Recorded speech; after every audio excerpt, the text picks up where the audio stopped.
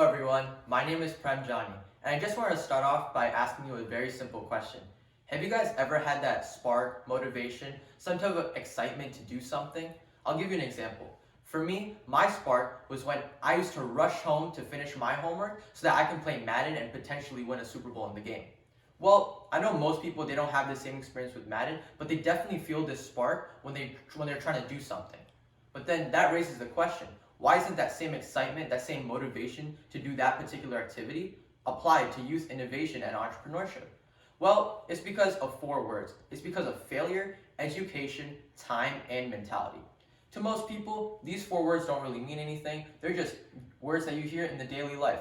But for us youth, these four words restrict us from attempting to try entrepreneurship, restrict us from exhibiting and experiencing entrepreneurship, and they make us closed-minded and ignorant to the opportunities around us. Let's start with failure, right? So many kids have a fear of failure when they end up starting a venture or a business or whatever it might be. All they care about is succeeding without mistakes, but the nature of entrepreneurship is such that the only way you grow is through mistakes. Many of these kids, they want to be someone like LeBron James. They want to be someone super successful, but they don't realize that these people, the only reason that they're successful is because they've had trials and tribulations that have allowed them to be this successful. They've learned from their mistakes and have now grown up. And so it all ties into each other. Young minds don't see it that way, and they only view the negative aspect of letting themselves down, letting their parents down, letting their surroundings down. And so because of that, it's restricting them from creating and innovating. Now let's go with education.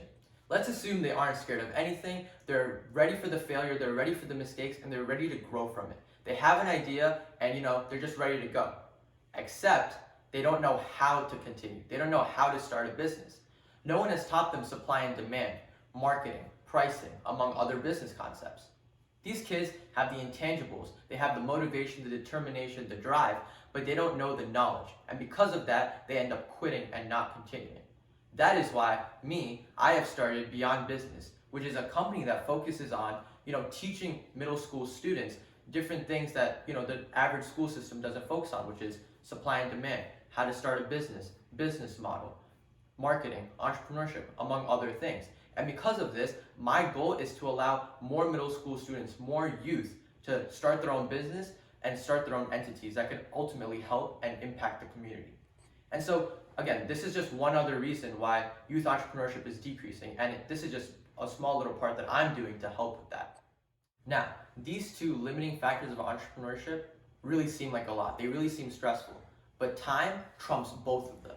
Entrepreneurship consists of a lot of time and a lot of energy. We all use our time in various different ways. You're using your time right now to listen to my TED Talk, right? And so the way you use your time, how efficient the usage of your time is, can really dictate how productive you can possibly be.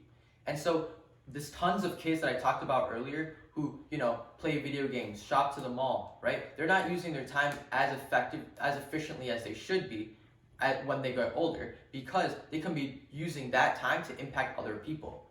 Again, don't get me wrong, I love shopping, I love playing video games, right? But as you get older, your priorities change. And when they change, it's more towards impacting other people and having a positive impact. And so I learned to prioritize and be more efficient as I got older, which allowed me to do so many other things. For example, freshman year, I went to a DECA conference and I saw so many kids, having so much fun and also speaking on stage. And so that year, I kind of cut back on the video games, cut back on going to the mall, and instead I decided to improve my public speaking and really hone in on what DECA is and how that can possibly impact me. And so the very next year, I actually decided to speak in front of thousands of people and actually ran for a state officer position, which I ultimately won. And so that inspired me to do so much, just because I was able to use my time efficiently and my mentality actually changed. And so this constant urge of doing more and initiating impact is something that comes with time efficiency and management. Because the more time efficient you are, the more productive you will be and the more impact that you'll ultimately have.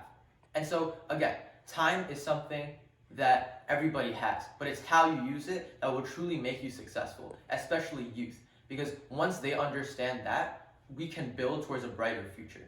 And so, again, time is very crucial, but again, that goes hand in hand with mentality, which is the fourth point, which is what we're going to talk about next.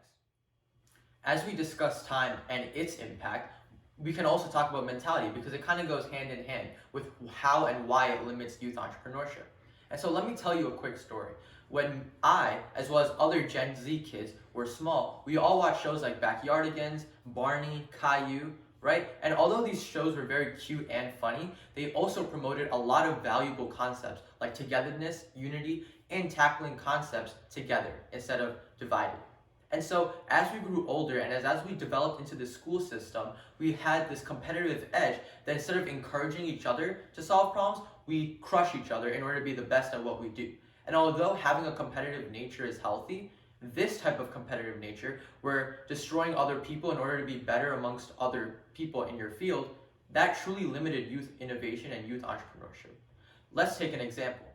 Over here, we have two Lego sets, both that symbolize very different societies.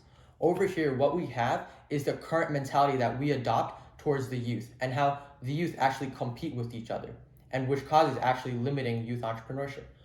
Over here, what we have is what I'm going to show you is a mentality that we should adopt in order to drive youth innovation forward.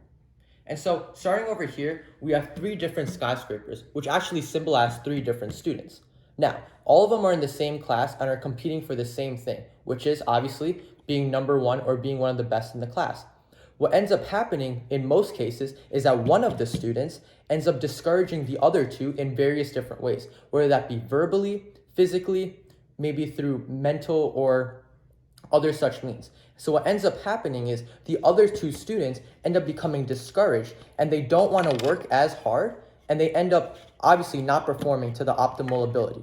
And because of that, what ends up happening is the person, the middle person who ended up producing those negative aspects ends up becoming the best. And it's not because of encouragement, it's not because of promoting together in unity, but it's because of the discouragement that the other two face from this one person. And so this is the current mentality that we all have, because it's the competitive fervor that's driving all this discouragement and negative aspect and all this insulting and toxicity that exists in our society.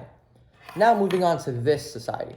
So in this society, what we plan on having is encouragement and unity. And by doing this is what's going to improve youth entrepreneurship instead of discouraging like it was over here. And so what we're going to be doing is there's, again, same three people, and achieving the same different goals, but in different way. So we'll see. So we have one student, another student, and a third student. In this case, in these three skyscrapers, which actually, again, symbolize students, what ends up happening is all these skyscrapers are built together, except one ends up being the top. What that symbolizes is that all three work together to achieve the same goal. However, due to various different circumstances, such as intelligence, drive, motivation, one might happen to be number one while the others aren't. But the mentality that all three work together to achieve a certain level of success shows the mentality and shows the unity that they all display.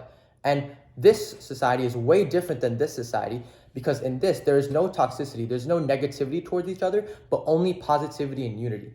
In this case, there's only negativity, there's only toxicity, which causes people to not perform optimally.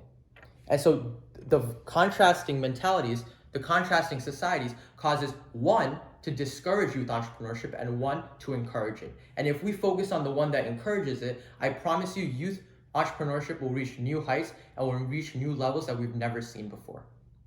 Today, we investigated the 4 limiting factors of youth entrepreneurship: failure, education, time, and mentality. So now let's reflect. Guys, look, how can someone like me, a kid who moved to a new school with no friends and no one really to talk to, find inspiration and motivation to succeed? How can someone like me, who's never really faced major adversity in my life because I've always been around people who I'm comfortable with, be able to start a company and live out his dreams while also making lifelong friends along the way? Well, that's because I didn't have anything to lose, and I dismissed those 4 words. I dismissed failure. I embraced the mistakes that I had. I worked hard to understand the world of business along with finance. I took the time to obtain the necessary education that I needed to start my own business. Now, time. Well, everyone has 24 hours in a day. It's how you use it that allows you to be as successful and as productive as you possibly can, while of course still having fun, because at the end of the day, we're all still kids. I learned through months and months of trial and error on how to manage my time where I could hang out with my friends while still getting everything done, getting my homework done, and starting new initiatives, which has brought me new opportunities like this right here, where I'm speaking to you guys through a TED Talk. So again, if there's one thing I want you guys to take away from this TED Talk, it's the mentality aspect. As I talked about in my Lego set, there is one society where people keep discouraging each other, keep letting each other down so that one person can be successful, or there's another society where people encourage other kids, and through different capabilities, one person might end up on the top. The latter is what we should really focus on, because in that case, us as individuals will help each other, encourage each other. There won't be any toxicity, only positivity. And if we do that, youth entrepreneurship will truly rise and make a substantial impact on the world. I'm just 17, but one thing is for sure, the dismissal of those 4 words can change the course for countless individuals. Thank you.